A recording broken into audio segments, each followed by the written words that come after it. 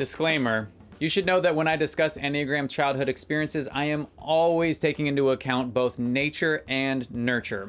We are all born with a specific temperament, psychologically speaking. That is undeniable. But the way our primary caregivers raise us has a great deal of influence on how that temperament gets expressed as adults. Okay, there's my disclaimer. In their earliest years, nines often start out looking like type 3 achievers as they exude a sort of innocent confidence or desire to stand out. They may feel like they're an incredibly capable little person, right up until the moment they experience some sort of deep loss or family drama. Many nines experience a familial trauma early on in life, like the death of a sibling or a messy divorce, or I hate to say this one, but it's so common, some sort of sexual abuse, and that causes them to start hiding from the scary or unfamiliar parts of the world. Ironically, nines rarely describe their childhood as super unpleasant or traumatic, and that's because they develop an instinctive reaction to disassociate from painful experiences. This is also what causes nines to endure long-term relationships with extremely unhealthy people because they don't feel the pain of a toxic relationship in a visceral manner. Now, taking a step back, type 9 children found that harmony was achieved at home by being a low-maintenance child, and that expressing their needs or emotions, especially anger, caused way more problems than it solved. Nines then begin to over-identify with the needs of both parental figures